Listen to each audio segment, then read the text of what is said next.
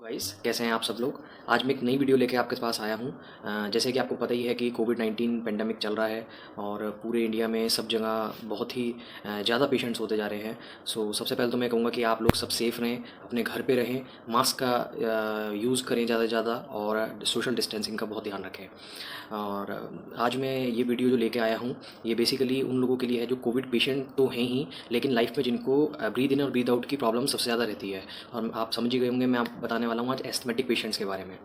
तो asthmatic patients में मैं आपको स्टेप बाय स्टेप बताऊँगा। सबसे पहले एस्थमा क्या होता है, उसके सिम्टम्स क्या होते हैं और आपका डायग्नोज कैसे किया जा सकता है डॉक्टर्स के थ्रू। लाइक एस्थमा आपको है, नहीं है, कितना है, मतलब माइल्ड है, सीवियर है, मॉडरेट है, कि जो भी है। और कुछ आपको ट्रीटमेंट्स बताऊंगा जो जनरली पेशेंट्स लेते हैं वाइल हैविंग एन एस्थमा। तो सबसे पहले मैं आपको बताना चाहूँगा कुछ प्रिवलेंस के बारे में एस्थमा की।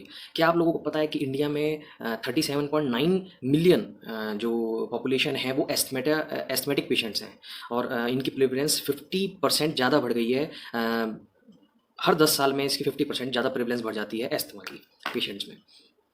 तो एस्थमेटिक पेशेंट्स, आपको अस्थमा से आपको नाम ही याद पता होगा, आप में से काफ़ी लोग शायद एस्थमेटिक पेशेंट हों। तो आपको तो पता ही है कि क्या चीज़ है एस्थमा। अब मैं इसको प्रॉपर एक आपको बताता हूँ कि एस्थमा क्या है। बेसिकली क्या है, जो एस्थमा है ये एक क्रॉनिक इन्फ्लेमेटरी डिजीज़ है। सीधी अगर लैंग्वेज में बात करूँ तो आपके जो नली होती हैं सांस की, जिसे हम ब्रोंकाई भी बोलते हैं, जो नलियाँ होती हैं उनमें सूजन आ जाती है, जिसकी वजह से प्रॉपरली जो पेशेंट है एस्थमेटिक पेशेंट वो ब्रीद इन और ब्रीद आउट नहीं कर पाता। और इसको ट्रीट भी कर सकते हैं, प्रिवेंट भी हो सकता है ये। लेकिन पूरी तरीके से क्योरेबल हम नहीं कहेंगे इसको।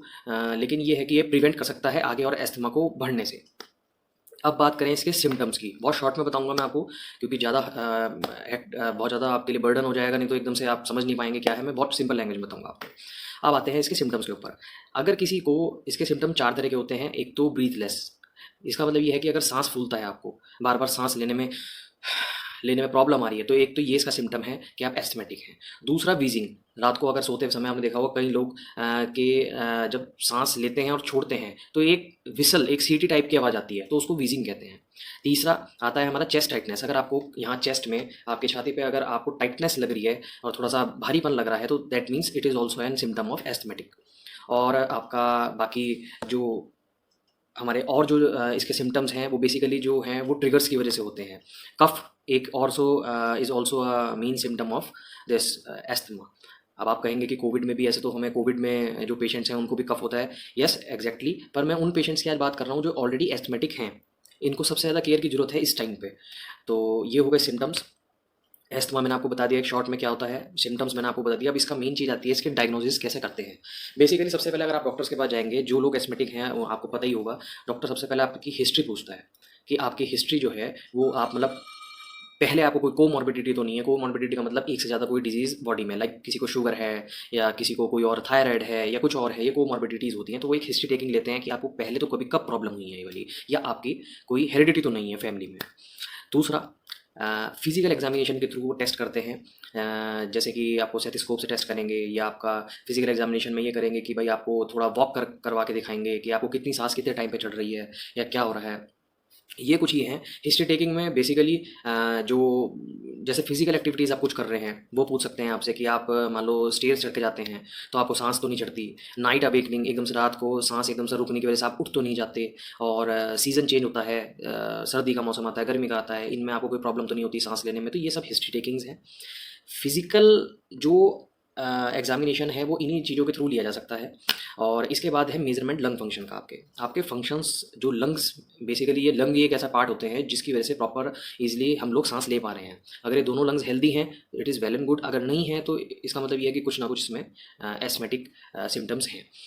तो बेसिकली जो लंग फंक्शंस हैं, लंग फंक्शंस में ये देखा जाता है मेजरमेंट एक, क्योंकि मेरे भी काफ़ी फैमिली में रिलेटिव्स हैं तो उनको भी कुछ एस्थमेटिक्स हैं। तो उनसे मैं कभी कभी डिस्कस करता रहता हूँ, तो वो मुझे बताते हैं कि उनका मेजरमेंट हुआ था लंग फंक्शन का। कोई एक मशीन होती है उसके थ्रू, जिसको शायद स्पायरोमेट्री कहते हैं, मैंने स्टडी किया था। वो उसके थ्रू एक मेजरमेंट लिया जाता है लंग फंक्शन का, कितने वर्क कर रहे हैं, कि कितना प्रॉपरली पेशेंट एक पर्टिकुलर टाइम में सांस ले रहा है और छोड़ रहा है।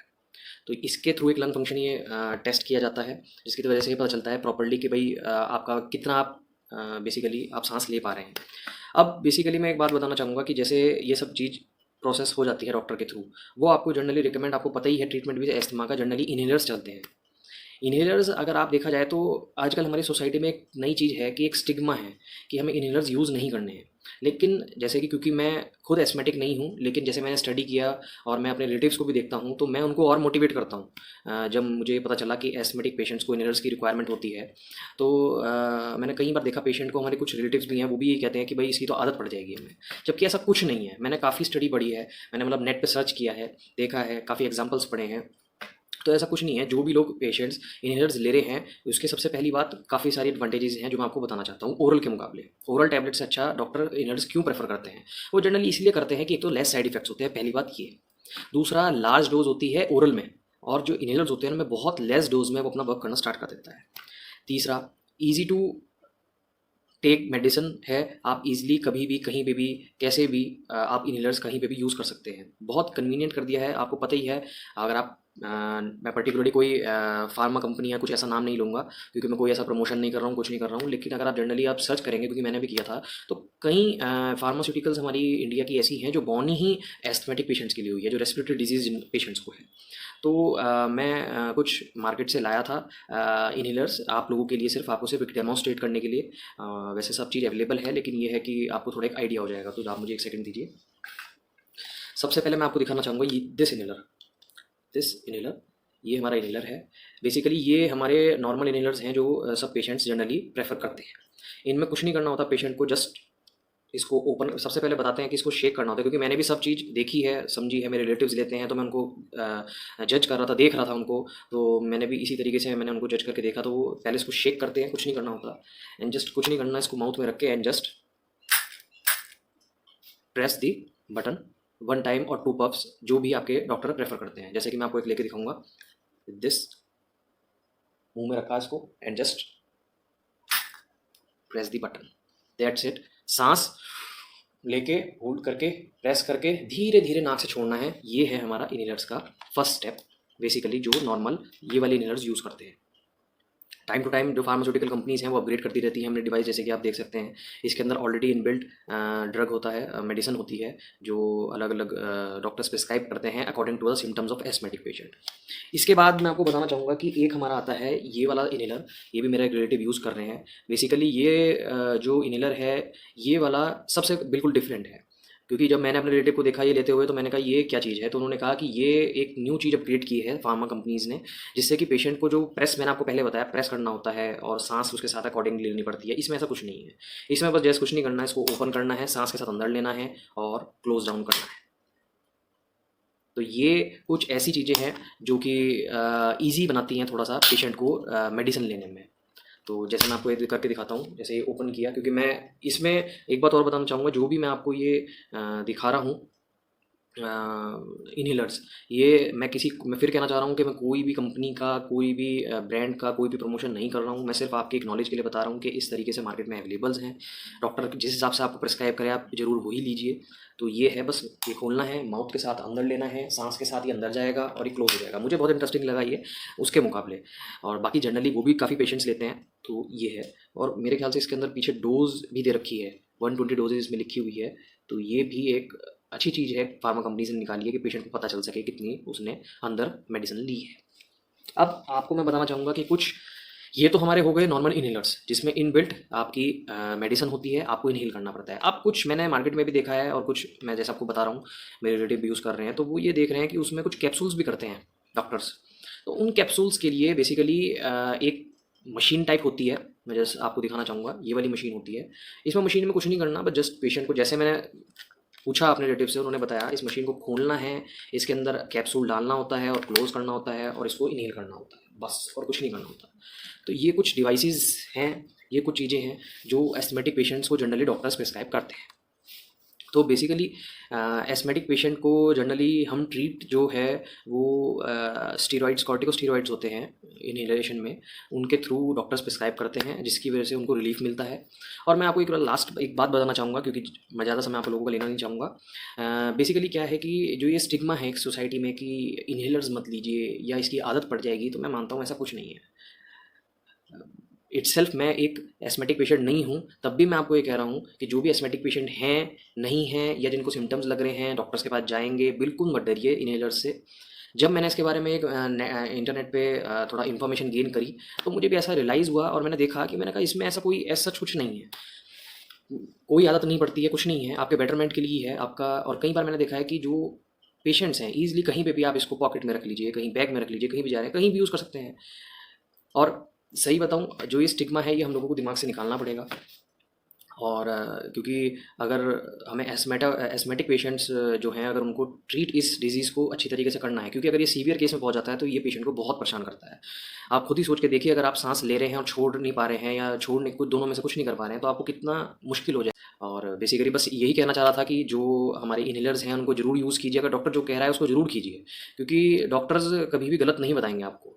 और सबको पता है कि एस्थमेटिक पेशेंट, जैसे कि मैंने आपको बताया, हर 10 साल में 50% बढ़ते जा रहे हैं। तो अब कोविड पेंडेमिक चल रहा है, आप लोगों को पता है, एस्थमेटिक पेशेंट को सबसे ज़्यादा एटमोस्ट केयर चाहिए और सबसे ज़्यादा अलर्ट आप लोगों को ही रहना है। क्योंकि एक बात और बताना चाहूँगा जो मैं भूल गया हूँ बीच में बताना, कि एस्थमा जो है बेसिकली बढ़ता क्यों है, ये कुछ रीजंस होते हैं। जैसे डस्ट में आप चले गए, कोई आपके घर में पेट जरूर होगा, पेट के पास काफ़ी टाइम आप रह रहे हैं, उसको टच कर रहे हैं, कुछ कर रहे हैं, आपने नोज़ पे लगा लिया को, तो ये कुछ एक डस्ट, या जैसे मान लो चूल्हे पे स्मोकिंग करते हैं, कुछ लोग स्मोकिंग करते हैं, वैसे सिगरेट पीते हैं, कोई भी डस्ट से रिलेटेड प्रॉब्लम, कोई भी चीज़ है, कुछ भी है, एयर पॉल्यूशन है, कहीं डस्ट में बहुत ज़्यादा जा रहे हैं आप, मतलब कोई भी ऐसी अनहाइजीनिक चीज़ के पास अगर आप हैं या कुछ हैं, तो वो एक एलर्जन बन जाता है आपकी बॉडी के अंदर और वो आपके अस्थमा को और बढ़ा बढ़ा देता है। तो जिसकी वजह से आपको सांस लेने में बहुत दिक्कत आती है। आप कभी भी देखिए, आपको थोड़ी सी भी सांस लेने में दिक्कत आएगी तो वो तभी आएगी जब आपने कोई घर की मान लो सफाई कर रहे हैं, आप झाड़ू मार रहे हैं, कुछ भी कर रहे हैं। तो बेसिकली क्या है कि जो डस्ट है उससे इन लोगों को बहुत बचना होता है। ये कुछ ट्रिगर्स हम इनको कहते हैं नेट लैंग्वेज में। और इनको देखते हुए इनको थोड़ा अवॉइड कीजिए। एंड स्पेशली ये है कि इस टाइम जैसे कोविड पेंडेमिक चल रहा है, काफ़ी पीक पे है, घर पे रहिए, हेल्दी फूड खाइए, मस्त रहिए बिल्कुल।